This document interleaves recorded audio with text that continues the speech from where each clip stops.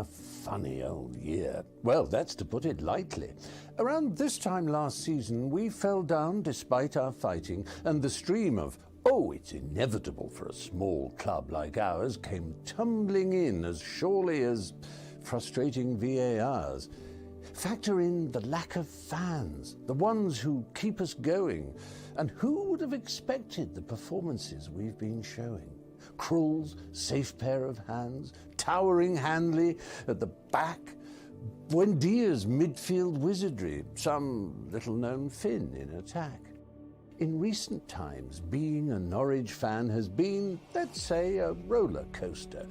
I mean, there have been loads of lows, the 7-1 to Colchester, but Farke and Webber's success is legendary. Modern-day heroes ensuring Carrow Road will never feel too far from home. I think it's times like these that force our love to run deeper, our most unprecedented achievement, but with no one there to see it. So, cut through me, I bleed yellow and green, Forbes, fashion, Keeler, the kind of passion of which other clubs could only dream. Distance is the hardest part of any relationship, so there's a special kind of feeling in returning to what we've missed. And when the new season begins, whether through glory, rise or fall, just picture crowds of fans united, proudly singing, "On the Ball." The Canaries are rising from the ashes, and dare I say it, looking stronger than ever before, because it's the club we live and die for, the club we love, and so much more.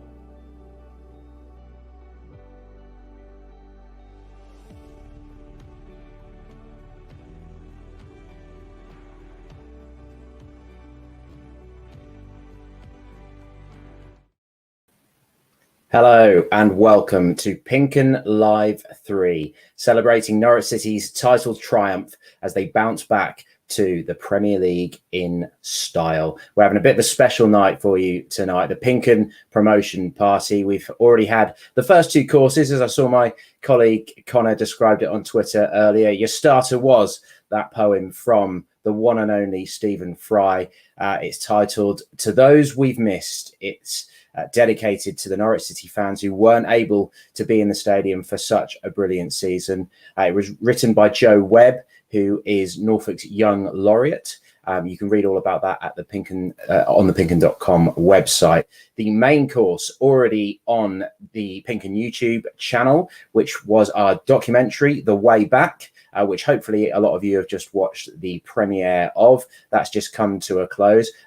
I haven't actually watched it yet. I'm looking forward to seeing it later, but I've been getting set up for PinkUn Live 3, so very much looking forward to having a beer and catching up on that shortly. But I will kick off with our first segment of the night. I'm going to be joined by my colleague Paddy Davitt shortly. The voice of Norwich City, Chris Gorham from BBC Radio Norfolk, and our long-serving photographer Paul Chesterton are all going to be with us in just a minute for the first segment of PinkUn Live 3. I can see that some of your comments are already dropping through. Anthony Merritt, great season on the ball City. Sammy Mason, great watch. Simon Turner, on the ball City. So keep those coming and we'll try and stay on top of them as best we can all night. We do just want to point out at the top of the show, though, that we are supporting a charity tonight. Of course, in December, Chris Sutton lost his dad, Mike Sutton, who was involved with Norwich City when he was younger.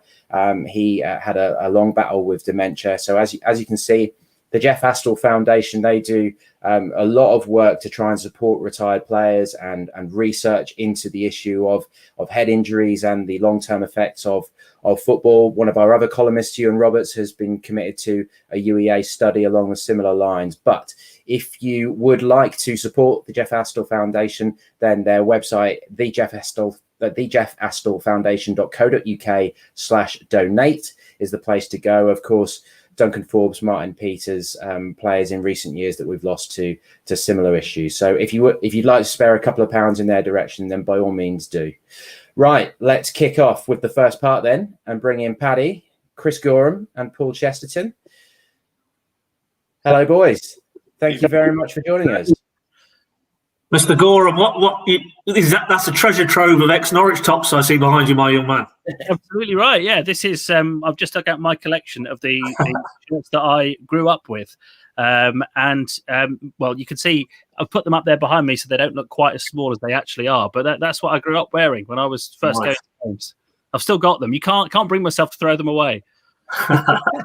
Top stuff, and that's a good little segue, Pad, because of course that shirt behind me, we're giving it away at half time. Our quiz, for those who watched the first two PinkUn lives, it was Paddy v Connor. I've got another one set up. Connor has won the first two, so can Paddy get revenge? We shall see. Mr. Chesterton, how are you doing?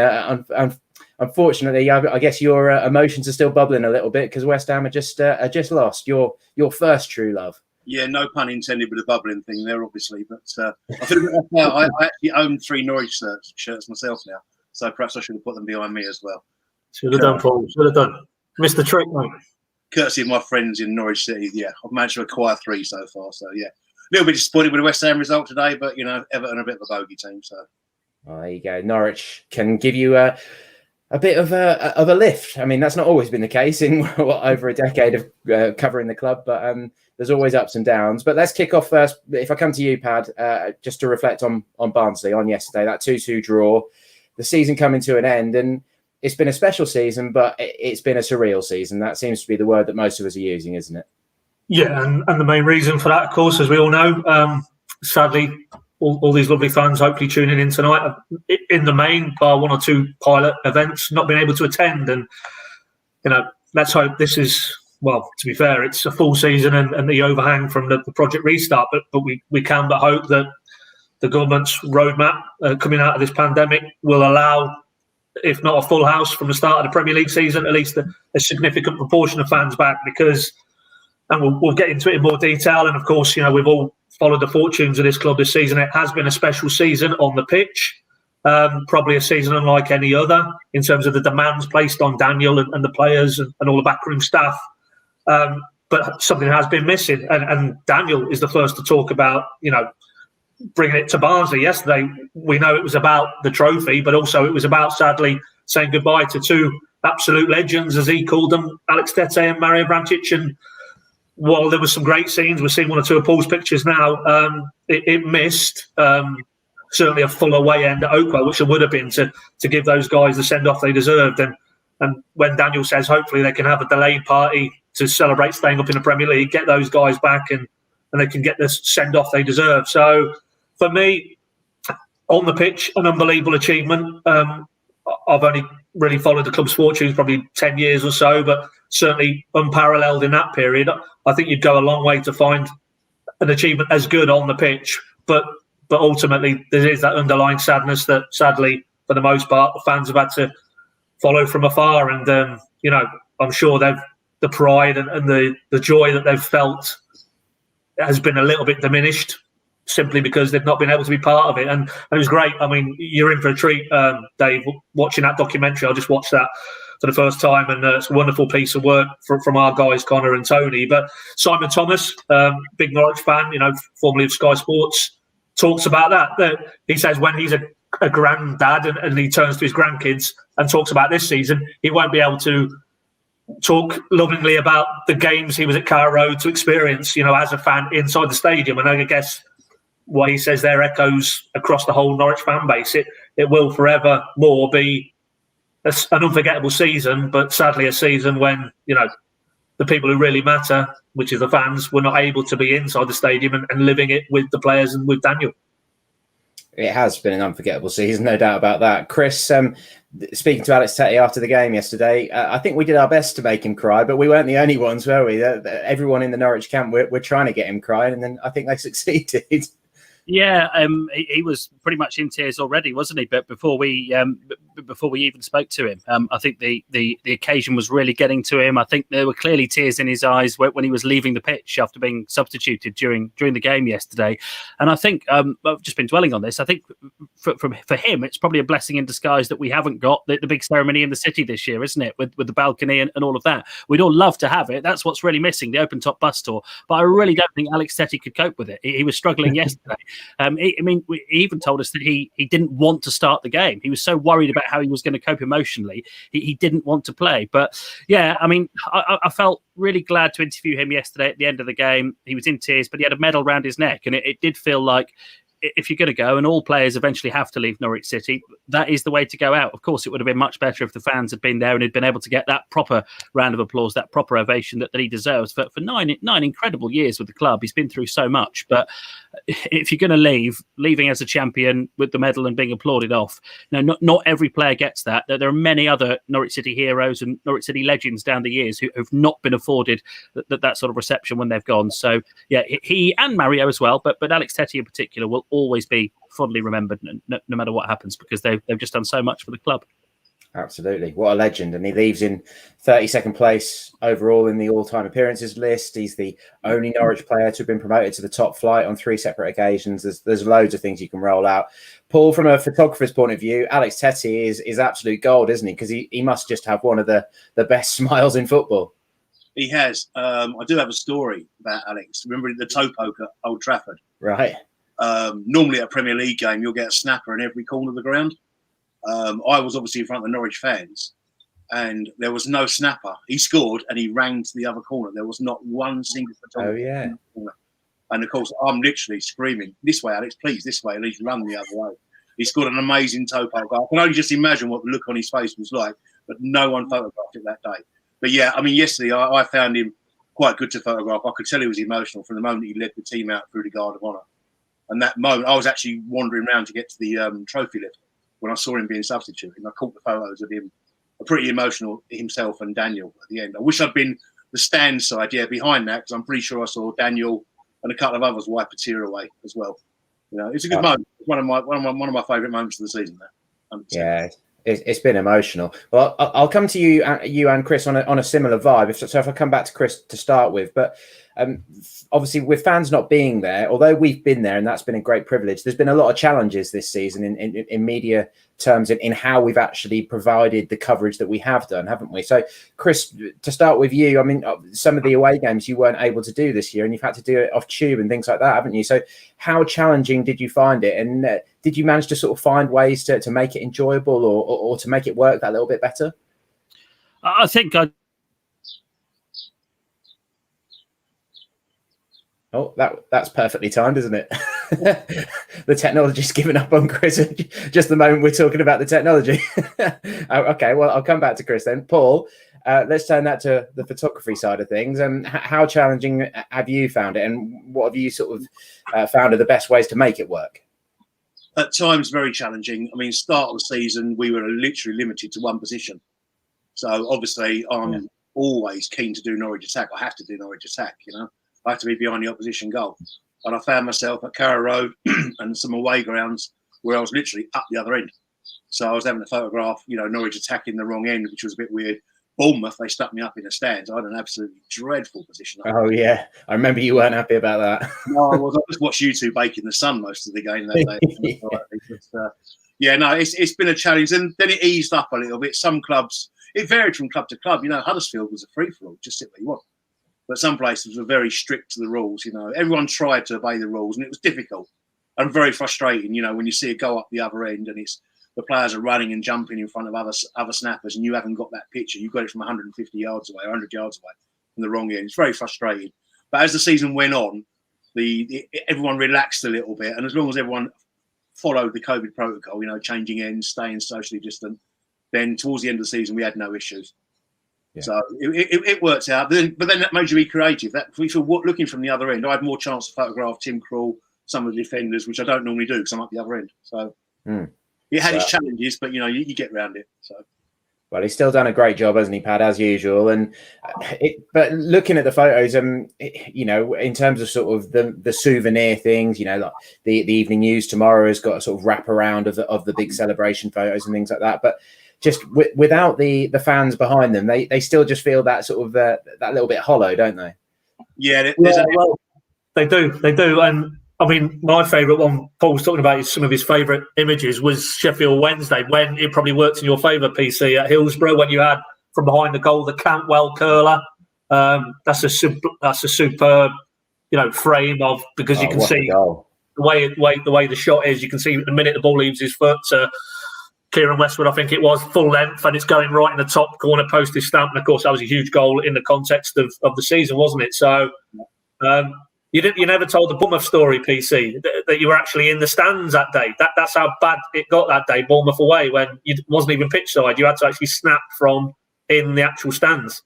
Yeah, I mean, I did mention him. The thing is, with some grounds, they didn't actually let us in. I mean, obviously, I work for Focus Images, and at Bournemouth, they didn't let us in at first shout. They kind of tagged us on the end. And for that, I got stuck up in the stands. I don't mean in the stands. I mean top right-hand corner of the stand on the side, which is, it's no good for taking photos up there. You get a lovely, nice, clean background of a green pitch, like a snooker table. Yeah. But you're so detached from the action. And, that was awful. And unfortunately, we had that a few times this season at Birmingham. We had to follow up our accreditation with an email. Yeah. It's not an easy situation to get into every game. Yeah, we come across it in the Premier League quite a bit. But this season, accreditation has been hard to get by. And then you pay for it sometimes by the position we had at Bournemouth. Yeah. Basically, that was a forgettable game, basically, wasn't it, Bournemouth? Yeah, it was. Yeah. I mean, from our point of view, there's probably an aspect that fans aren't overly interested in, but we would normally try and travel a bit more resource heavy, but again with the accreditation side of things, and we're going back to the Premier League now. And funny enough, I spoke to a Premier League journo at Barnsley yesterday, and just said, how has it been in terms of covering Premier League games from a media perspective in a pandemic sort of scenario? And apparently the Premier League, a crash hot on 60 minutes after the final whistle, you have to be outside the stadium. No ifs, no buts. And of course, the nature of the Premier League and the post-match requirements is there's so many rights holders, and not only domestic broadcasters but international. And of course, we're probably towards the end of the pecking order in terms of getting access to Daniel, as it would be, or the players. And it's not only VAR that I'm not looking forward to going back to the Premier League. If we're still in a situation where those, hopefully they're not, but if those protocols are still in place. I mean, you'll remember, Dave, when we covered the Chelsea game towards the end of Project Restart, that was a similar scenario. That was a midweek game.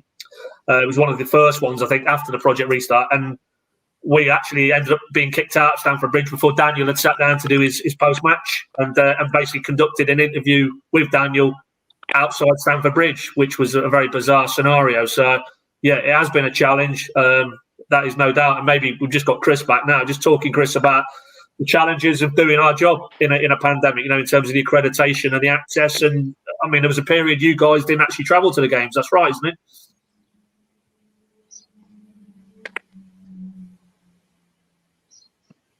Yeah, Chris, that's right. Sorry, I lost you there, chaps, but I'm back with you now. You're right. We had a situation where local radio reporters weren't travelling to games, which was understandable because it was around Christmas time, and it was when we were in the real height of the pandemic. But it was good to get back on the road for the last few away games of the season. But I think I'd agree with you. It's been a really different season because of the lack of fans. I think it will go down as one of those seasons which won't have all the stories around it because of the supporters not being there. And we always love hearing the fans' tales of where they've been and their experiences of being at games. So it does lack something because of that. I would say that, it's been a huge challenge in some ways, just because from a commentary point of view, you do rely on that atmosphere that's in the ground. You rely on the big roar you get from the crowd whenever there's a goal, and not having that, even for the real big moments of the season, the late Mario Vrancic goals right at the start of the season against Birmingham and Wickham, the ones later on, the 7-0 against Huddersfield. Imagine if the ground had been full there. Even, last weekend, the win over Reading, where Norwich clinched the title. Not having the Carrow Road roar for those games, I mean, you really do miss it. And as much as Norwich have been brilliant on the pitch, and we can't fault the performances, I have missed that sense of community that goes with it. I haven't spoken to many fans in person this season, even you lads. I mean, we've sort of communicated over Zoom more than anything else, haven't we? So we've had our football, but we haven't had the true match day experience. Although I think this is the first time I've ever seen Paul Chesterton at room temperature. So that's nice. He's always in the coldest part of the ground, isn't he? So it's nice to see what he looks like underneath all the hat and the coat that he's usually wearing. Well, that was amazing timing that your internet dropped out just as we were talking about the challenges of technology. But thankfully we got you back. Paul, have you got a canary or something in with you? No, it's the birds. I mean, I'm not in a countryside place. I'm in quite an urban environment. But apparently, there's a few birds on my roof and in the garden. So That's from me, yeah. I thought you'd shown real commitment to the cause and got yourself a pet canary for the. Yeah, I get enough, and I got enough ribbon from my West Ham team. Even Well, canary shirt. Can you imagine if I had canaries as well? I can only imagine. Right. Well, just to close this segment then, for Paul, in terms of the football, I guess it's slightly different when you're looking down the eye of a camera and things like that all the time anyway. But just how much have you enjoyed seeing how well Norwich have done in terms of the way they managed to shake off the relegation hangover so impressively? I did worry. Obviously, the end of the Premier League was a disaster, wasn't it? I mean, it was game after game to compete. And they seem to have a little hangover at the start of the season, but then they seem to get over it quite quickly. I think Brentford away was a pivotal result. I can't remember exactly when that was in the season, but that's when I started to think, actually, do you know what? These are going to be contenders again. And some of the football they've played has been brilliant. Like Chris said and everyone said, I miss the fans. I miss the fans badly. You know, when you go to, you travel all the way to Middlesbrough, or whatever, or on a long away ground, and you walk in the ground and there's no one there. You might as well be at Coney, or you could play over my local sports centre. There's no fans there. And it's quite a sort of depressing environment sometimes, you know. But the football on the pitch has been really good. I've really enjoyed it. It was good to photograph some of the fans with the celebration at the end, you know, the last 2 or 3 games when they won the promotion and when they won the championship. That was good. But in terms of the football, yeah, it's been good. They're obviously going to need to strengthen in some places. Yeah. I just hope they can keep all their key players. You know, that's it to me. Oliver Skipp is the key, really, to me. Well, what happens with Oliver Skipp? You know, he's much talked about. He's had that horrible injury now. If they can keep him and strengthen, I think they've got a good chance. I don't think they'll do as badly as they did 2 or 3 seasons, or a couple of seasons ago. I think they can stay up if they strengthen. But the football, they played the good football. I like the way they still try and play the good football. You know, it's been an enjoyable season for the most part. But like everyone has said, there's 20-30% missing at the games. There's been some odd results. There's been some odd results in the Premier League. There's been odd results in the Championship. And I think that's down to the fact that every game doesn't feel like a home or away game. It just feels like another training game. Yeah. You know, it would have been interesting to have this season with the fans there. Like you say, there's been games when the Norwich have been behind. I think the fans at Carrow Road would have brought them back up. You know, and again, the away support with Norwich is always superb. And I think away from home, when they've had a couple of Swansea away, imagine what that would have been like if there'd been a couple of thousand Norwich fans. Yeah. I think that would have been the game that we saw. I think it would have been different. You know, so I just hope by the time the Premier League come back, everything's back to normal, and we can forget this last season plus the 15 games last season with no fans, and enjoy it going forward with fans. That's my theory. That's how I feel about it. Yeah, and we're all fortunate that we'll be able to look back on this horrible, surreal, weird season as some kind of positivity, that we'll be able to think about it as a title triumph, which, you know, for a lot of clubs, this has been a very miserable time. Chris, just finally with yourself, firstly, how was Ben Gibson on commentary? Because I bet he was good fun. Obviously, we were at the game, so I couldn't hear it. But secondly, sort of looking forward to next season, what are your thoughts on sort of how much they need to build the squad? I have to admit, I was a bit concerned.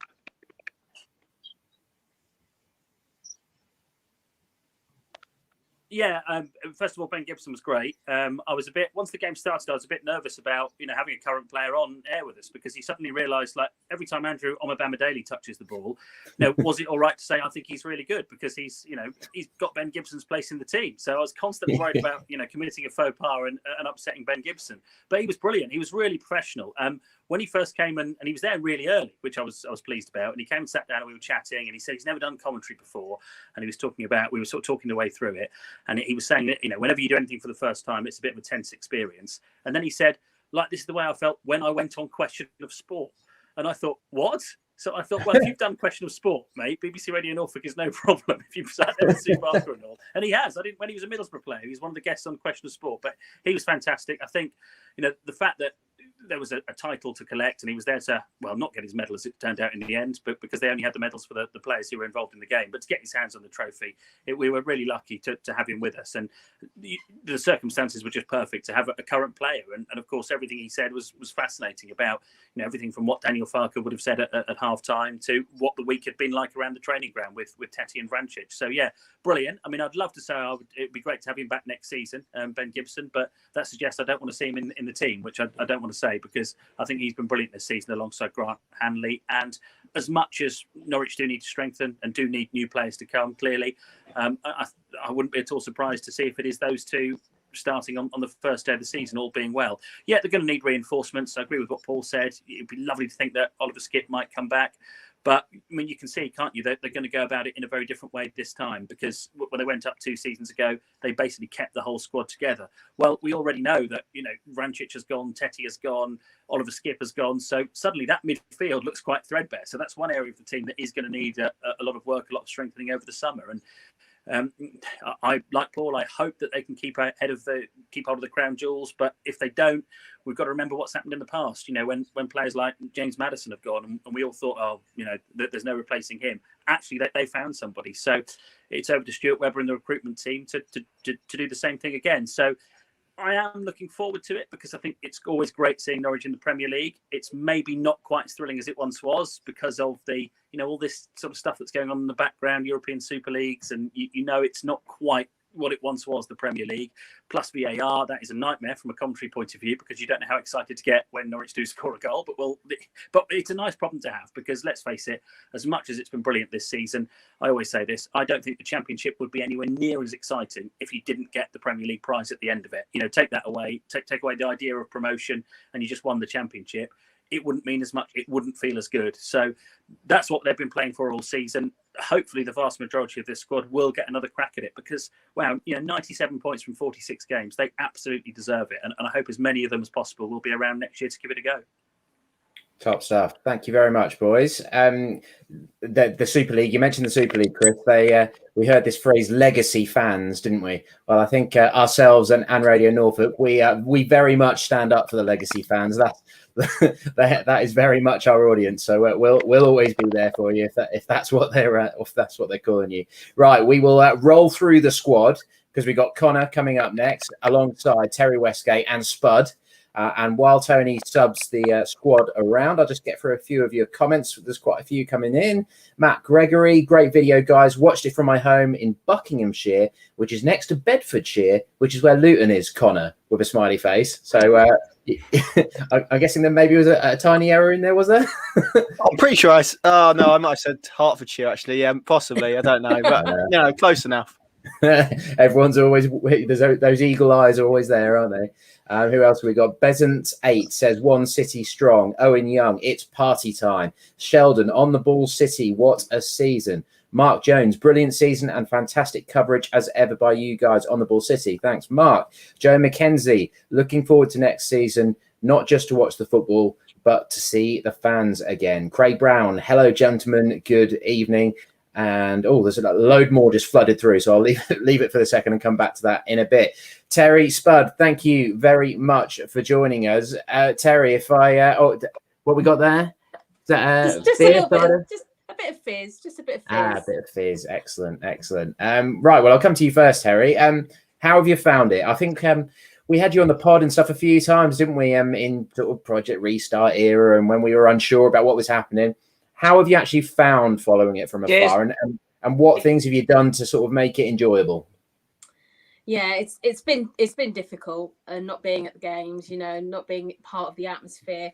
I think I found it really difficult under Project Restart. I think because the way that seemed to be rushed through, it didn't seem to be much consideration for the fans or the football teams at all. It seemed to be like all about fulfilling contracts for TV companies.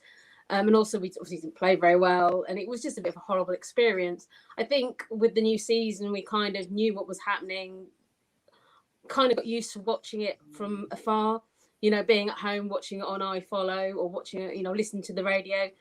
And I think the fact that Norwich then started to actually do well, it actually was often the highlight of the week, because when everything was locked down and you couldn't go out and you couldn't go to the pub, you couldn't see your friends or your family, often what you would look forward to would be watching Norwich City, because you knew it was going to be entertaining and it was going to be exciting. And then you do end up connecting with people. So, I mean, like the game yesterday, I actually had a video call with a couple of friends who are fans. So we watched it along together. So you kind of find ways to still connect with people. But, I'm desperate to be back at Carrow Road. Oh, we can't wait until you're all back. Spud, I'll put the same question to you, really. How have you found it? We often see your photos with your daughter and stuff, trying to make the best of it. We normally have a story from you with something to do with nudity, so we'll maybe hold that one back for a little while. But I'm sure you've got one from at some point this season. But how have you found it all? Oh, we got the technology might have let us down on Spud as well. We'll come back to Spud and try that in a minute. Okay, Connor, if I come to you, let's talk a little bit about the documentary. Oh. No, I'm afraid Spud's not working. If we dip Spud in, and we'll bring him back in a second, because the connection's not strong enough there, unfortunately.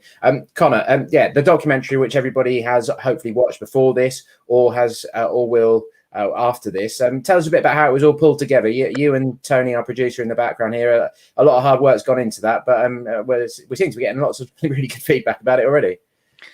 Yeah, I'm glad. I'm not quite sure how we've pulled it together, to be honest, but it's there. Tony deserves a lot of the credit on that front. I was just spouting nonsense for the most part, so that's good. But yeah, it was really nice, I think, actually, to sit down and reflect on it, and to be able to put this season, which for all the reasons we spoke about has been surreal, unique, unprecedented, whatever sort of word you want to use, to put that into a reflective kind of piece that people can go back and view when, like you said in the last segment, they are speaking about it with their grandchildren. So hopefully we've done that. We've tried to get some decent voices as well, talking about Norwich City, and I hope people really enjoy it. And certainly, as you say, Dave, the feedback so far, beyond the Bedfordshire Hertfordshire situation, and I think Tony got one of the scores wrong. I mean, it's been pretty good, and in terms of probably how we envisaged it when we sat down and spoke about it probably a couple of months ago. I don't think it could have gone better, really. So yeah, I'm really chuffed with it, and I hope people enjoy it as well. Yeah, good work. Make sure you have a watch of it if you haven't already. Shall we just try and bring Spud back in, Tony, and see how his connection is? Hi, Spud. How you doing? Very well. Your good self? There we go. That's much better. I can hear you now.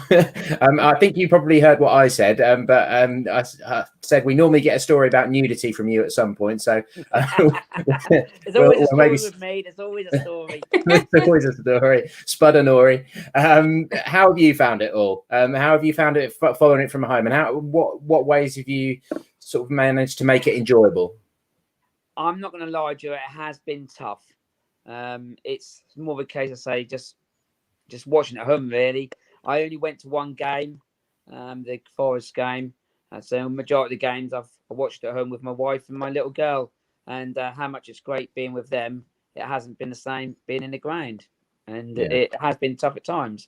I'd hate to think what it'd be like if it's mid-table or we were struggling. It softened the blow that we were doing well. Absolutely. Yeah, I mentioned that earlier. I mean, not just because it's Ipswich, but for instance, Ipswich, because it's fresh in the mind, to have experienced the season they've had from a distance would be horrible, wouldn't it? So I'm going to ask you and, all three of you for your favourite moment of the season shortly. So start having a think about that. But you mentioned your daughter there, Spud. Is she as much of a Norwich City nut as you already? Well, I'm not going to lie to you. She is probably watching her videos like Peppa Pig or something like that beside me, but she's always next to me when we score the goals, and when we score she does love me picking her up and jumping up and down. The only sad thing about when we played Huddersfield 7-0, that was a 7:45 kickoff time, so that was past her bedtime, so she didn't experience any other 7 goals, unfortunately. Did you manage to keep your voice down? Yeah, I made sure the doors firmly shot and all that. Right, favourite moment of the season then. Terry, if I can come to you first, if there's one that stands out as the one that you will sort of remember this season for, what would it be? It's difficult, isn't it? I think possibly the win against Brentford at home. That was just billed as being this massive game, and they were like going to be the main rivals, which they didn't turn out to be in the end, did they? It turned out to be Watford, that they were going to be the ones that we were going to be competing for. And it was, it's live on Sky. There just seemed all this pressure mounting ahead of it. And then, although it was only 1-0, we won easily. We made them look quite ordinary, I thought. So, and after that, you thought, I actually said, the title is now there for the taking for us. So I think that was probably quite an important moment. I mean, I was also lucky to go to some of the games that were at Carrow Road just before Christmas. Right. And that was pretty special to be there for them as well. Okay. Well, yeah, lovely left-footed finish from Buendia again that night as well, wasn't it? We've seen a few of them. I spoke to him after the EFL Awards. When was that? It's all been such a blur. A couple of weeks ago, 10 days ago or so now. And I said to him about the left-footed goals, and he just said, "Oh, well, I've been shooting more. I've always had a good left foot. You just haven't seen it." Just as simple as that, which is quite an Emmy answer, isn't it? Connor, your moment of the season, sort of the defining moment that you will always remember. Oh, it's tough. I guess probably one of the Huddersfield goals, maybe. Terry's kind of stolen my answer. I was going to say the Buendia strike against Brentford. I think that for me was the moment where I kind of looked at it and thought, yeah, okay, this is a Norwich side that's heading back to the Premier League. So probably that. But in terms of enjoyment, probably I think it was it was Kieran Dowell's goal against Huddersfield where there was that nice bit of interplay between the two. In terms of pure, this side plays really good football. It was that moment, so that's how I'd probably define it. But there's been so many, but equally compared to 2 years ago, because there's so little emotion and they're behind closed doors, I don't think they maybe stand out as maybe they would have. Like 2 years ago, I remember the Christoph Zimmermann header against Reading, for example, and the way the Carrow Road exploded off that Teemu Pukki's late winner against Millwall. You could probably list loads and loads. So if I had to sort of pick two for different reasons, it would be those two, I think. But yeah, so many moments. I think Norwich City fans have been blessed this year. Spuddy, you want the beer there? I have to admit, I've been so busy today, I just didn't get a chance to nip out and get some beer. Well, I was quite lucky. It was my birthday yesterday, and I got far too much beer for my birthday. So so I'm all right at the moment for beer at the moment. Excellent. Is that a special edition keeper's top you're wearing as well? That is, yes. Yeah, very nice. Yeah, very nice indeed. It's had to be done. Yeah, I thought Tim looked pretty sharp in that in the Reading game. Yeah, I'll say that's probably the first. I think it's the first ever goalkeeper top I ever got. So I had a few when I was younger. The old sort of blue flex Brian Gunn sort of era, that mid-90s era. They were some colourful ones. Your moment of the season then, Spud? Well, I'm a bit like Terry. Mine I would have said Brentford, but another one that stood out for me was Stoke City. Because I can remember when I wrote my article that morning and seeing it, and I was saying how after our 3 games against Millwall, Middlesbrough and Swansea, that we're going to be okay. And there's a little bit of me thinking, oh, should I have said that? Should I not? And all that. And then we put a performance like that, and I'm thinking, yeah, for once I am right. We are going to be okay. There's absolutely nothing to worry about. So that stood out for me a lot, that game. Absolutely. Right. Before we just wrap up this section, we're going to look ahead to next season and what we think they need to do. But I'll just go for a few comments. Dubai Canary, see if we can tempt Paddy into a mention of Coventry City. They ended the season on a high. They certainly did. They scored 6 goals against Millwall yesterday, didn't they? We've got a few more here. Lisa Jack, glad they're leaving on a high. If they stay around too long, it can turn sour. Talking about Tetty and Vrancic. It's Diane says she's here. Hi, Diane. Eddie Ivans, Paddy's going to get Adam Eder on loan to Coventry. That's not a bad shout. They had Sam McCallum this season, didn't they?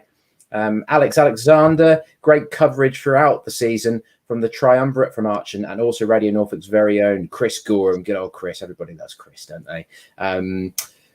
BMR James, great points from Paul. We have definitely topped 100 points this season with fans in the carrot. Right, yeah, I see where you're going with that one. Right, well, Connor, if I come to you first, in terms of looking ahead, we're expecting a busy summer, basically, aren't we?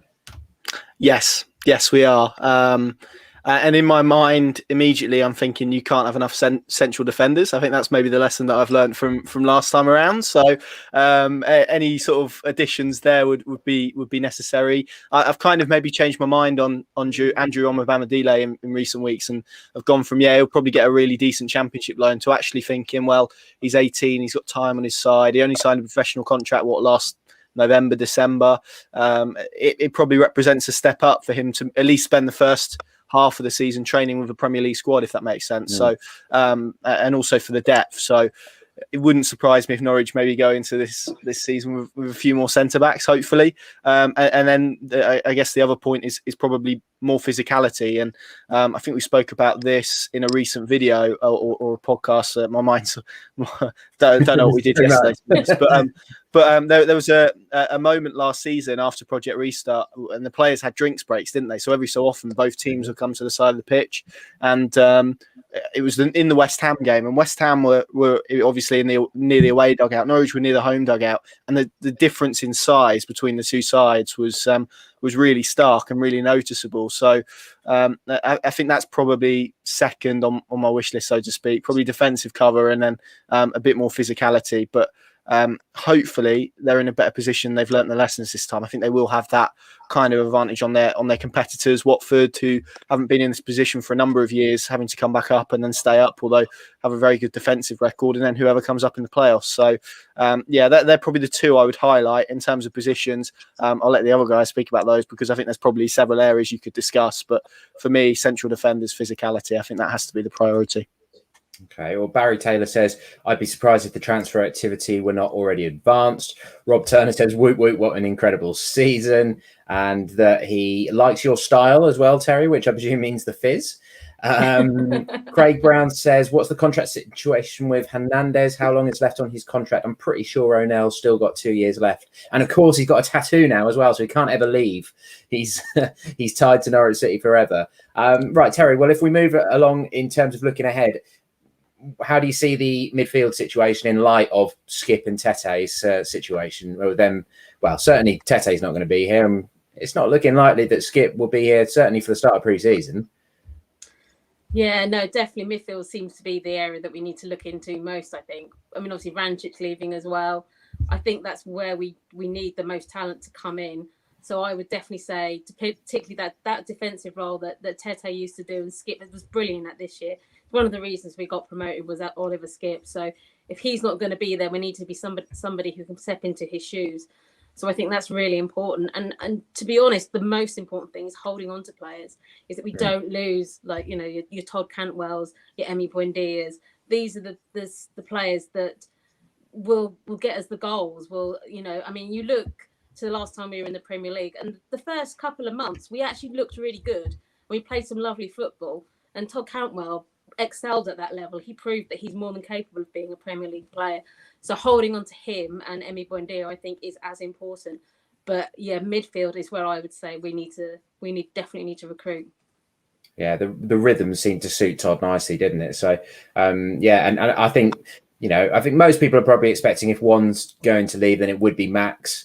Just in terms of that, it's probably his time. Buendia, it's just whether anyone can afford him really at the moment, isn't it? Whether one of those really big bids comes along, and it's going to be really interesting to see if he can continue to be as prolific in terms of goals and assists in the Premier League as he has been this season. Obviously, he won't be as prolific, but, you know, continuing that same sort of vein. A couple of comments. The Marvelous X says that was like watching a photo album of Spud's selfies. And James Hodges says, Spud's broadband seems to be slower than the Huddersfield defence tonight. It's very good. Sorry, guys. We're working now. Gerald Taylor says the documentary was fantastic. It's that sort of initiative that makes the culture around Norwich so brilliantly unique. And Rob Turner says 97 points is an incredible achievement. So thanks for all the comments. Keep them coming. So Spud, it's like we've planned it, but we'll move ahead to the forwards now. In terms of strikers, how do you see that situation evolving? Do you think that they do need to bring someone in? Would you like to see Leader out on loan? How do you want the strikers to be lining up once we kick off next season? That's such a tough one to answer, because all three, Hugo and Puga and Ida, have all got their strengths and all in different ways. Are they going to be good enough for the Premier League? That's the $64 million question. It's a tough one. You would like to add more into that department, but it's the worry about the cost, and are we going to put all our eggs in one basket for strikers where, you see other clubs have done it, i.e. Sheffield United this season with Brewster, paying $25 million for a striker who hasn't scored one goal for them. So that is something I really would struggle to answer, and glad I'm not in charge of that. Yeah, well, it's going to be interesting with Puki's injury and stuff. You just got to hope that doesn't have a knock-on effect for Norwich. But you follow Rotherham a bit as well, don't you, Spud? So you must have been. We were sort of following it in the press box yesterday, because obviously we were in South Yorkshire, so a lot of the local journos were interested. That was so cruel on them, wasn't it? I was gutted really. I was obviously watching the Norwich game, and one of my other mates was just keeping me updated with little WhatsApp messages and all that. And long the game kept going, I kept getting, we're going to be okay, we're going to be okay. And but no, late goal and a deflected goal as well. But if Rotherham couldn't win, I think they only won one game in the last 11, 12 games. You deserve to go down, unfortunately. So tough on them, but yeah, the table doesn't lie after 46 games. They had their opportunities, but Warniola still doing a great job. Terry, Spud, thank you very much for joining us. Spud, thanks for persevering with the broadband. Connor, if you stay where you are. All right, cheers. Connor, you stay where you are. We've got the quiz coming up, which you'll all be able to follow along with, of course, and have your own answers at home. It's a toughie. I've tried to level the playing field a little bit in terms of its questions where you've got to sort of answer closest to the number and stuff and things. I was going to say, you've not thrown a couple of Coventry questions in there or something, have you? Yeah. How many appearances does Peter Underlove play for Coventry? We'll bring Paddy back in. There he is. Just a few comments before we get going with the quiz, though. Rob Turner says, "Oh, that's so adorable," which I'm afraid I'm not sure what that was in relation to, but I'll say that was aimed in Terry's direction, shall we? Max Edmonds says, "Hi guys, thanks for all your great coverage this season. I'm an NCFC fan that lives in Bedford, and it's kept me going through this very tough time, and it's been the thing that has at times kept me going. Thanks very much. On the Ball City." Thanks very much for that, Max. I'm sure lots of people will be able to sort of agree with the similar sort of sentiment. Spoon Meat, which is a strange name on YouTube, On the Ball City, Europa League next. And that will do for the second. Right, boys. Pad, how are you feeling about this quiz? Yeah, I was just on mute there. I was just going to tell you how many appearances Peter and Love had for Coventry, if you want to know. Let me walk out of the way. I'm surprised you bothered to turn up, Pad, to be honest. If he wasn't on such a tight shot, what you'd see below him was about 5 different applications open with Google on the go, ready to get the answer. Google. Right. Well, let me first tell you who you're both representing. We opened this up earlier. The shirt you can see behind me is what you're playing for. The special edition home shirt, which the club released recently. Really nice idea. And we asked Twitter users to retweet a tweet about tonight, and those who did retweet were entered into the draw.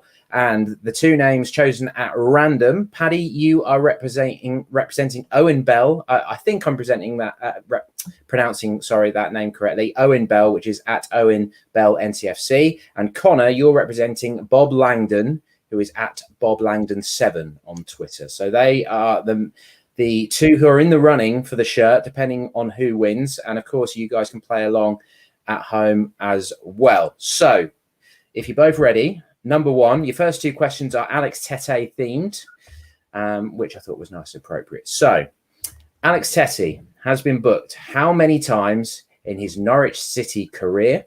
I will give a point to the person who is closest.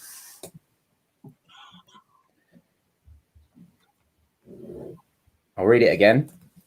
Alex Tetty has been booked how many times in his Norwich City career? Connor, as reigning champion, you have the honours and you can go first. I feel like this might be quite high. 37. 37. Interesting. Pad. Just to clarify here, Dave, has to be under the actual answer as opposed to, it's not the nearest two. So if it was 38, would Connor be out of the running? No, I'll give a point to the closest. Either way. Yeah, either way. Yeah, which is going to test my maths. No, I was going to say 40 purely on the basis that I've counted out there. That was about 10 seasons, my basic maths. I reckon he must have accumulated average 4 a season. So I'm going to say 40. Yeah, I couldn't believe it was as many as this. I recounted and recounted. 65 yellow cards. 65 yellow cards. But he didn't get any red, did he? Am I right in saying he never sent off? Yeah. Never sent off for Norwich. So that's the big one, wasn't it? But he got into double figures a few times. So, I didn't think it was going to be quite as many as that. But for a bonus point, can you tell me how many he got this season? Connor, I'll come to you first.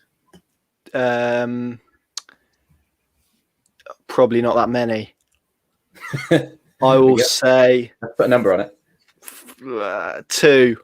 2. Pad? I don't think he didn't play a massive amount. I'm going to say 1. 1. Pad has taken both the early points because he didn't get booked this season. There you go. Yeah, he didn't play many minutes. He didn't play a lot of minutes, did he, in total? So I think that was only his 5th league start yesterday. So that's the way that for Tetty to go out, isn't it? So Pad takes an early lead, Connor. You got to up your game. Well, you see, what you do is you give him a false sense of security, and then you start playing properly. So, question 2, it was always sort of my target, to be honest. You want to start refreshing them devices out of shot a bit quicker, mate. Right, here we go then. Question 2. This one's a bit tougher, I think. Tetty scored 4 goals for Norwich in the Premier League. Can you name the 4 clubs that he scored against? So Alex Tetty, I think he scored 8 goals overall, but 4 of them were in the Premier League. Can you name the 4 clubs that he scored against? I presume 2 of them are probably going to be quite easy to get. But the other 2 maybe not quite so obvious. I mean, I know the answer, so it's difficult to judge. But just one last time for those following along at home. Tetty scored 4 goals for City in the Premier League. Can you name the 4 clubs? Do we get a point for each one we get right, Dave? Yes, you get a point for each one on this one. Okay.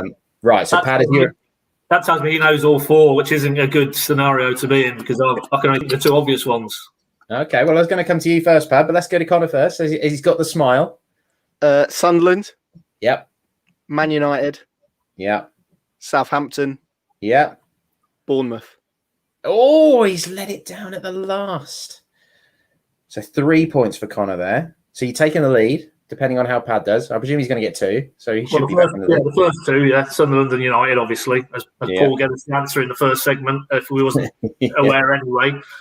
I wouldn't have got Southampton, so I'm going to be honest on that one. Newcastle. Sheffield United. He scored last season, didn't he? He did, yeah. It was the River End, wasn't it? Yeah, like near post. Yeah. I had Bournemouth in my head. I knew the goal as well. Oh, it's poor that. Never mind. There we go. So after 2 rounds, we've got 5 questions. Paddy is leading. Themed, are they, Dave? They're not all Tetty themed, as much as we love the bloke and it's his week. No. Next one's on Vrancic. Fair enough. Yes, heading into question 3, Pad's leading 4-3. So Connor's making a comeback. Mario Vrancic scored 15 league goals for Norwich, but only one of those was in his first season. Can you remember who it was against? I think this one's quite tough. I don't think I could have got it. I'll repeat it. Mario Vrancic scored 15 league goals for Norwich, but only one of those was in his first season. Can you remember who it was against? I will give you a clue, but it's probably not much of a clue, considering we're talking about the season 2017-18. It was set up by Maddison. So that might not narrow it down too much. Was it a free? It wasn't a free kick, obviously, by you saying it was set up by Maddison. It wasn't a free kick, was it? I think it was a set piece. It was a set piece. Right, I tell you what, we'll keep going to give you a bit more thinking time on that one. I'll give you question 4 as well, so that we can keep things moving. Because this is another one. Whoever gets closest gets the point. Question 4. Daniel Farke has just completed his 4th season in charge of Norwich City. How many games has he overseen? How many games has Farke been in charge for? And as I say, closest gets the point with that one.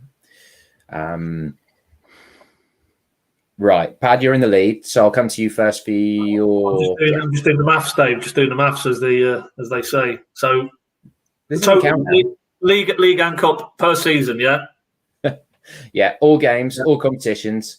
Farke in his 4 seasons, how many has he been in charge of? Right, hang on. Just do me addition now.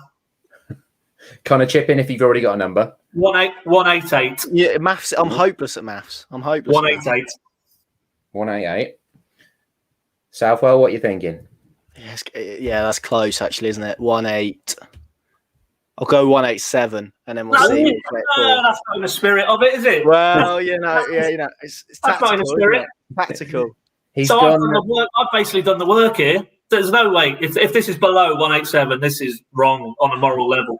He's gone tactical. All right. Well, the bonus point question on top of that is how many of them have been wins? And I'll get the answer from Connor first. So, Connor, you said 187. How many do you think were wins? Trying to think of his win rate, which is what? It's over 50%, isn't it? I think that is some serious maths if you can work out off the percentage. 87. Right. And Pad, how many wins? I'm going to say 88 days. Unbelievable. You two. Right. Okay. So Farker has been in charge of 195 games. So Pad gets the first point, but there have been 85 wins. So Connor gets the second point. Before we move on to the fifth one, because that's looking like it might be a bit of a tiebreaker, let's go back to question 3, which was Mario Vrancic scored 15 there. Look at the platinum hair. That's what we want. Brilliant. Those were the days. Mario Vrancic scored 15 league goals for Norwich, but only one of those was in his first season. Can you remember who it was against? Has anyone got an answer for me? I'm happy to have a guess, but beforehand, if Pad wins this quiz, he's got to have his hair like that, hasn't he? The Vrancic gold. We've got to go back to that. Platinum Paddy. Yeah, I'll have a stab and say Reading. Okay, and Pad. Hull. Connor's pulled it out of the bag. 3-2 home win over Reading in March 2018. It was a header. Grant Hanley scored a header and Madison scored a penalty for the third. But it was a Madison corner that set up Vrancic. Which survive you use for that one, Connor? This one, mate. So we do have a tiebreaker, and the question's perfect for it. This makes it sound like I've planned this so much better than I have. Almost like Go on. You are tied on 5 points each. So this is the decider for the shirt. Who will be getting it, Owen or Bob? Question 5. Ben Gibson averaged the most passes per game in the City squad this season. How many did he average? And closest gets the point. I'll read it again. Ben Gibson averaged the most passes per game in the City squad this season. How many did he average? Which is a reminder of how good he was, how well he was playing before he got injured, of course, and Omar Bamadeli came into the team, and his passing stats have been pretty good as well, haven't they? Right. I don't know who I'm going to come to first here. So I'm just using the calculator. I'm not checking. I'm just using the calculator. True story. If I could share screen, and I'll even tell you the calculation. I'm going to do 18 passes, and I reckon 8 per game. Yeah, per game times. Right. Okay. He was injured when towards the end of the season, so I don't know exactly how many he played. I'm going to say 36 games. 648. Right. Well, it's per game though. I was going to. Per game. Sorry, I thought it was a total. It's his average per game. 18 then. 18. You're going for 18 per game. You know what he's going to do now? He's going to go one below. So Pad thinks 18 passes per game, just to be clear. Yeah. Okay. I think it's more than that. I think it'll be 75. And then this plus I'll take passes a game. Yeah, absolutely. Yeah. Passes a game. I thought we meant completed passes. Yeah, I think that is completed passes, yeah. Well, anyway, Connor's won. It was 78 per game. Gibson and Masses. Oh, that's pretty close, isn't it? I've had an absolute mare there, haven't I? I've cracked under the pressure. I'll tell you what, Pat, it's a good job you did that calculation. You know what it is? I've had to echo Kenny McLean. I've had a few of these this afternoon. That's probably what I'm going to put it down to. There was a little bit of brain freeze there, I think, wasn't there? Because Gibson had a few. It's all good fun. Sorry, Owen. Sorry about that. Total breakdown. But, You were so close, Pad. I think Gibson had a few games where he had over 100 passes, didn't he? So because he just became that sort of tempo man, didn't he, at the back, a bit like Tim Close used to be. If not underlined definitively, I have no interest in stats or anything to do with stats. There you go. Then don't worry, Pad. The next one's on XG. yeah. If it's on XG, I'll be going that way. Well, well, there you go, Bob. You've got a shirt coming your way, courtesy of Mr. Southwell, who maintains his unbeaten winning streak 3 in a row. I hope you enjoyed following along with that at home. I'll just take, before we start the final part of PinkUn Live 3, we've got our colleagues David Hannon and Ian Clark coming on alongside Paddy. So, Connor, thank you very much. That you can leave victoriously. that for me, that's done. That's the highlight of my evening now. So happy days. Yeah. Good work. And we'll just take this opportunity to remind you of the charity that we're supporting tonight. If you do have a few pounds going spare that you would like to send in the direction of a charity this evening, the Jeff Astle Foundation, as mentioned at the top of the show. Of course, we've seen a few former Norwich City players pass away in recent years. Duncan Forbes, Martin Peters, and Mike Sutton most recently, only in December. Chris Sutton's dad, who started his career at Norwich, who have all had battles with dementia before they passed away. So we wanted to support them. Ewan Roberts, of course, one of our columnists, he has been involved with the UEA in some of the research that they're doing into the effect on sports people after they've retired along those lines. So, of course, it's a major issue in the sport. And if you can spare a few pounds, then do head along to the jeffastlefoundation.co.uk/donate. Right. If they are on board, then let's bring Ian Clark and Dave Hannon, who I can see are in the waiting room, both in their yellow and green Norwich City shirts. Hello, boys. How are you? We're really good, Dave. How are you? Excellent. Thank you very much for joining us. I hope you've enjoyed it. I'm going to ask you both. I'll tell you now so that you've got a bit of thinking time. Your favourite goal of the season. But Mr. Hannon, you're a man who likes to get emotionally entwined in a Norwich City player. How close have you been to shedding tears about Mr. Tetty's exit this weekend, and Mario, of course, as well? I mean, I'm devastated about both of them going though.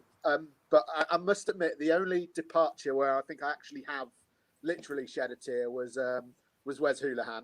That game against Leeds, the perfect goal, which there is not a single player in the country who could successfully ricochet the ball off both posts and off the player. So Wes was the big one for me. But I think maybe because I'm a little bit disconnected this year and it's not in the same way. I wasn't watching on iFollow or anything to that effect. Maybe it might have been a bit harder to see, but Tetty has been a fantastic servant, one of the big characters you get to play for us, and of course it's a shame to see him go. Ditto with Vrancic, who beautiful man both on the pitch and beautiful man in general. Those eyebrows just confuse me. But there are not going to be many moments. They're not going to be. Players like those two are few and far between, and obviously it's a huge shame to see him go. But that's football, isn't it? I didn't think I was ever going to recover from Wes going, or Grant Holt leaving, or I think Darren Eady when I was a child. I think I shed a few tears when we sold him to Leicester. But it is what it is. And there are always going to be more heroes, aren't there? There are. As we've seen a nice little line of it, haven't we? Maddison came in, sort of alongside Wes almost, and then Emmy and Todd have taken up the mantle from there. Clarky, how have you found this weekend? It's been quite an emotional one, hasn't it? Really emotional, yeah. And I think as Dave said, not being there makes it very different. But I think watching, Farke's pre-match presser talking about Mario, talking about Tetty. And just seeing, I've forgotten the hair that Mario had in those early days. Well, I think, Paddy, you do need to go there, mate. That would look brilliant. Maybe I should. Maybe before I actually go silver, I should just have the colour done. So That's what I was going to say. I think I'm halfway there. Yeah, and it was a funny game to watch from home. I thought Barnsley yesterday were played well, and I really hope they go up. But it was good to. It would have been nice to have got those 99 points, but to have not lost, to finish in style, with all of those points. It was not a perfect end to the season, but certainly a good one. But the last few weeks, when we clinched promotion, when we then won the title, and yesterday as a whole, it's just been a phenomenal few weeks. It has. Right, I'm going to come to you both about your favourite goal in a minute, but Pad, we've had a few questions about the striker situation, so I'll just go through a few comments before we come to them. Eddie Ivan says we will need another striker if Adam Eder goes out on loan. Dubai Canary said good point on physical size. Connor saw Newcastle win at Leicester on Friday. Some of their best players look like giant beasts, which sounds quite scary. Tom Calton, need a striker in my opinion. Can't lay all the burden on Pookie. So yeah, Pad, what do you make of the striker situation, given that we've just seen, well, it's concerning, the Pookie situation, isn't it? Absolutely, yeah. And for the lad, first and foremost, saw him there yesterday. He had a protective boot on. And the Euros, sadly, same applies to Kenny McLean now after yesterday's game. We're talking 4 or 5 weeks before the tournament begins. So it's very difficult to see those guys being, well, certainly fit and in peak condition. And the knock-on effect then, obviously, going into Norwich is pre-season and the Premier League. But if we bring it back down to the strikers, yeah, there's no doubt. But I thought it was quite interesting, and put it to Daniel. Adam Eder scores yesterday, last day of the season, scored on the opening day, the winner against Huddersfield. And in between, he's had, terrible luck with injuries. He was obviously one of those who was diagnosed with coronavirus. And his season never really got started on a personal level. But you saw the instincts there yesterday. It was a simple finish in the end, but he had to get himself in that position, and it was a very calm finish. And as Daniel always says, that is a guy who knows where the goal is, whatever level he's gone up. And sadly, for reasons outside of his control, he didn't get maybe the season we thought he would. But I wouldn't necessarily, to take one of the questions there at this stage, think he's going out on loan. I think very much he will come back in pre-season, and if he impresses, we saw it with Todd Cantwell the pre-season prior to the Premier League last time around. It's not beyond the realms under Farker that he might be a bit closer to a Norwich 11 in the Premier League. But obviously, ultimately, looking at the resource now, if you throw Jordan Hugill into the mix, with a fair wind, it's Timu Pukki opening day of the season. But I just think now with this situation around Timu, with the fact that Adam is so unproven and Jordan Hugill didn't really cut it at West Ham in the Premier League, and the experience of last time around, that they were so overly reliant on Timu. And we saw what happened when he got an injury at Leicester midway through and was never the same player again. And that was one of the main factors why Norwich slid down that table so alarmingly. I think they will look to address it. They've already been linked with the guy whose name escapes me now, the top scorer in the Eredivisie a couple of weeks back, Greek lad at Venlo. And I think you'll see a good few more strikers linked, because ultimately everything they're going to do this summer is framed through what they didn't do 2 summers ago and what they maybe wasn't able to do in terms of the finances. And we know how difficult it is going to be to bring in a striker who's capable of scoring goals in the Premier League. What did they do 2 seasons ago? They went down the route of bringing in Josip Drmic, brought him on a free, so it made sense financially. But clearly, those injuries that he's had in his career in the latter years in the Bundesliga took their toll, and he wasn't really able to step into Timu's shoes. They won't want to make that mistake again. So I think as we sit here right now, irrespective of what happens with Timu and his injury and his fitness, they will definitely look to bring in a striker. I'm pretty sure of that, yeah. Yeah, well, Mark Jones says, I'd like us to go for Adam Armstrong at Blackburn. I think most of us would agree with that, but I think you're probably talking about a 15, 20 million pound player there. And it's very unlikely the Norwich are going to be splashing that much cash on one player, unless, of course, they really were to sell the crown jewels for a lot of money. Right, Dave, if I come back to you, your favourite goal of the season? It's a tricky one because there's been so many brilliant ones, but the one that leaps out at me immediately in my mind is Todd Cantwell's at Sheffield Wednesday. Partly because of, obviously, it's his weak foot. It's an amazing finish, kind of bent into the top corner. But the thing that leaps out to me is more the assist than the actual goal, because you know, from Buendia in the build up to it, that tackle, you know, it's the kind of crunching tackle you'd expect from like an Alex Tetty. And not only that, he kind of then had the wherewithal to not only win the ball clean like that, but get back on his feet, you know, thread a ball through the eye of the needle.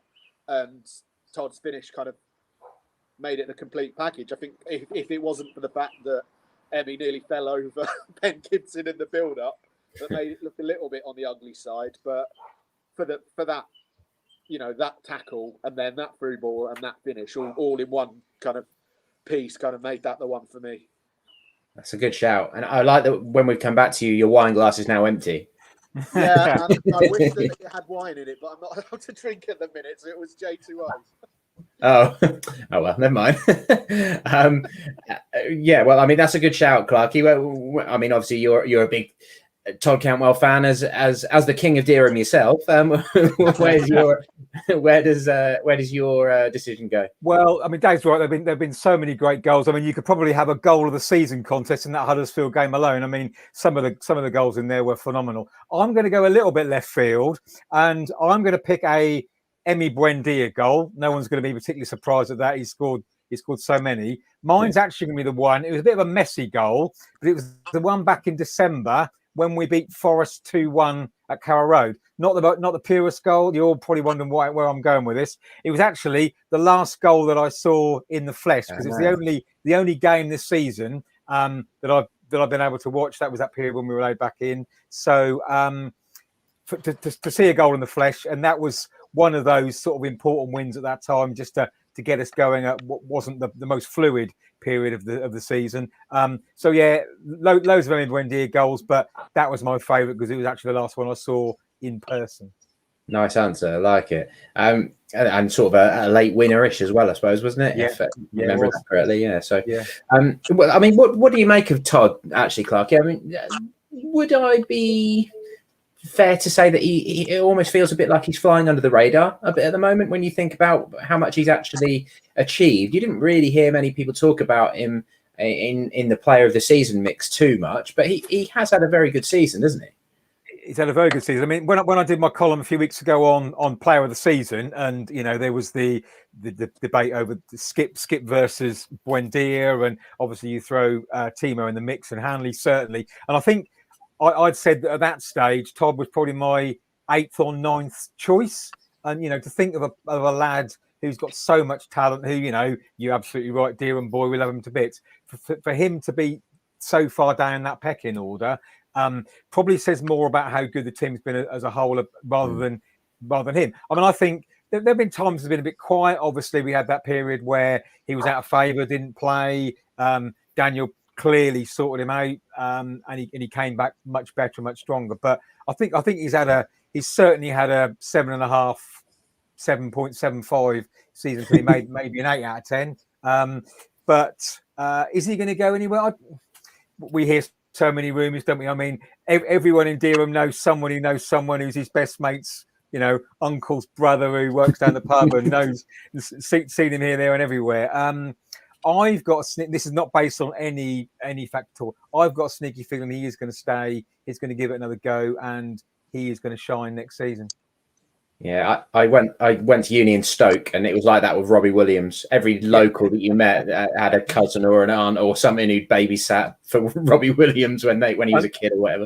And the funny thing is, he must have about 25 houses, Todd, because everybody says, "Oh yeah, Todd lives there. Oh, I know where. I've been past it. That's that place, 4-bedroom, you know, this, that, and the other." So he's obviously got a portfolio of property as the lad. But no, he's top man. And the video we saw yesterday of him showing the trophy to the little and through that fence, I just thought, you know, it summed up Todd. And it summed up Norwich City, and there's just been so many moments, haven't there, in recent days where you think, was there to capture it on camera. Yeah, absolutely. Oh, Dave, you cynic! You can tell he's been on the J2O. You're such a hardened hack, aren't you? But those genuine moments that just say that's why we love the badge. That's why we're proud of our team, and that's why we're proud of the lads who play for us. Yeah, he's a good lad, Todd. At heart. I know people probably read too much into his social media persona, but when you see things like that in real life, he's got a good heart. I think that's safe to say.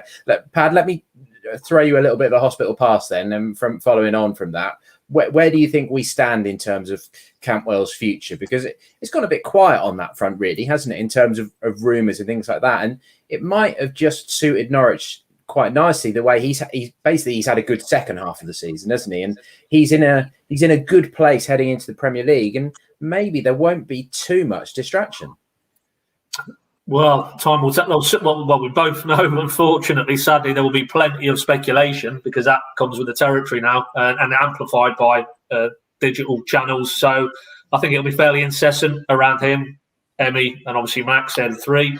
But I was speaking to somebody at Barnsley yesterday, actually, and who's a bit closer to sort of the Premier League situation at the moment. And they were just really coming at it from an angle that, and we know they're under decent length contracts. We know Stuart Webber's approach in terms of the valuation of these individuals or any of Norwich's better players, and that if it doesn't meet those requirements, it won't be happening. And they think that a lot of the Premier League clubs are really going to feel the bite from the financial fallout from obviously the pandemic and the lack of finance in terms of, fans coming through the turnstile. Yes, of course, they have the broadcast revenue, but still, they're having to plug holes as Norwich are, but maybe to a lesser degree if they've got wealthy benefactors. But I think there seems to be a sense that there won't be lavish sums spent this summer. And if that is the case, we might not see the sort of moves for players in those brackets of valuation. I mean, we can all pluck figures out, can't we? But, Max, 35, 40 million, Buendia maybe the same, Todd maybe a little bit less so.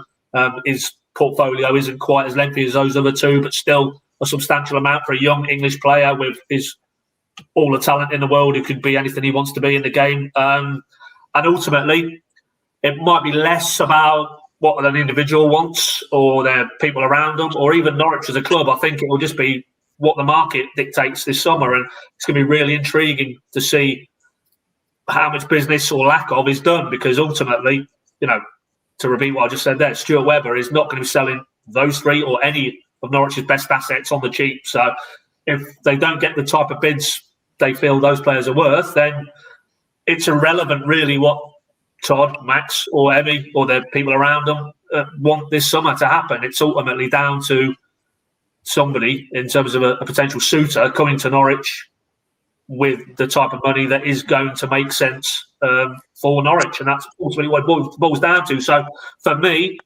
trusting Stuart Webber, he's proven what a negotiator he is and what a hard bargain he drives, and it's not just the Maddison and the Godfrey level deals and Jamal as well and the sort of circus with Liverpool prior to the Newcastle. But I saw somebody on Twitter the other day talking about he'd actually got, reportedly £1 million for Marley Watkins from Bristol City, which, given Marley Watkins' career path since, just underlines, what a negotiator that man is to deal with. So I would trust in Stuart Webber that none of those players or any players will leave Norwich unless it makes sense for Norwich this summer. Robert Marsh says, outstanding season from the lads. Let's show the Premier League what we can really do next season. Dave Hannon, let's bring the curtain down on PinkUn Live 3. I don't think, strangely enough, we haven't really spoken about him too much. You and Clarkey both mentioned him in your goal of the seasons. But Emi Buendia, just how good has he been? I think it was probably October, November time when I started saying regularly in my video verdicts that he was too good for the Championship. He shouldn't be playing at that level. And he was just the outstanding player. That has clearly been vindicated by the fact he's won Championship Player of the Season. And we discussed in our last pod, just sort of, if there was one word you could use to describe him, although I want you to follow up with some more, what would that word be? Ridiculous. I think it is my one word, because I honestly, I don't think, and I'm not just talking about for Norwich City, I don't think I can think of a single one player that has had a greater impact on one Championship season than him. I know people kind of wax lyrical about a Delta Apt at QPR, but I as one that stood out. And even, the year that we went up in right early days of with Huckabee. But in honesty, I can't think of one player who's looked so on another level to the rest of the league than him. You know, there've been players who maybe have scored more, but I just think all over the pitch, you know, even his defensive work, you know, you probably struggle to find an attacking midfielder who does more defensive work than him, or, you know, in terms of creating chances, because obviously he's got, you know, I hate assist as a stat because, you know, I could rant for days about this, and expected goals, that's what absolute tosh. But in terms of what he creates and what he makes happen, I don't think there's been a single player in the Championship, certainly this century, that has had that much of an impact than Buendia. And I think as good as, you know, we've had plenty of standout players this season. You know, Ollie Skip was phenomenal, and, you know, Timu Pukki scored 25 goals, and Todd Cantwell was doing his stuff. But I don't think there's ever been a more obvious player of the season than Buendia. And I think if you take Buendia out of that team, we're probably looking at finishing 6th instead of 1st. And Clarkey, just finally, your views on the Argentine who Delia was serenading on the pitch. Just before I talk about Emmy, I do know that Dave Hannah, I work with him all week. He will go on about expected goals and assists all week. So feel for me over the next few days. I think with Emmy, I mean, his skill is outrageous, but it is that all round. You know, that I've forgotten which game it was, but that tackle that won us the ball that then set up a goal. I can't remember which game it was, but it was the Sheffield Wednesday game. The Cantwell goal.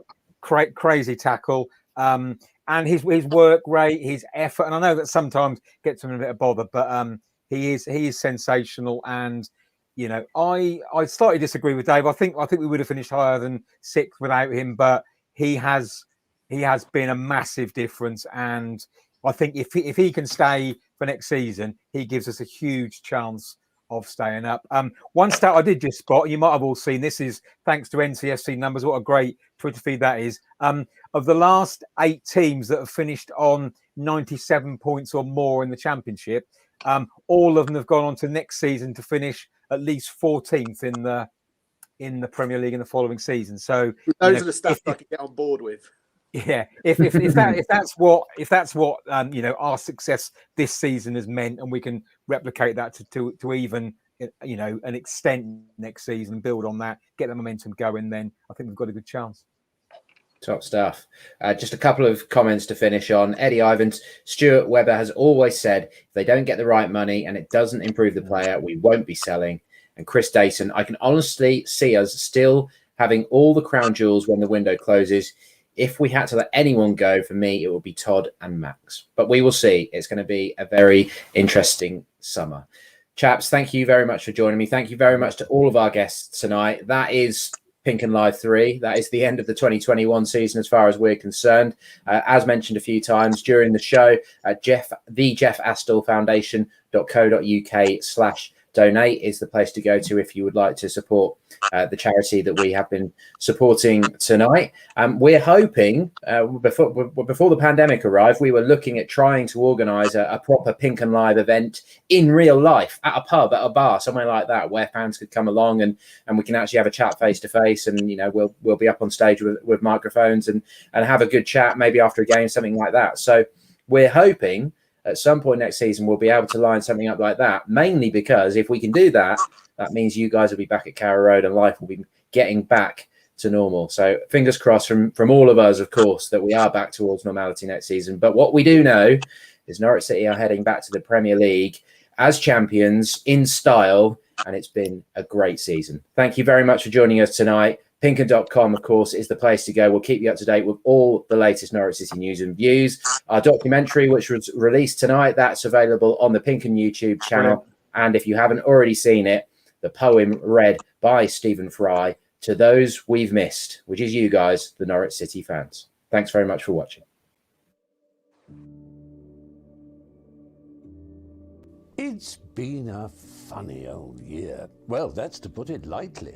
Around this time last season, we fell down despite our fighting, and the stream of, oh, it's inevitable for a small club like ours, came tumbling in as surely as frustrating VARs.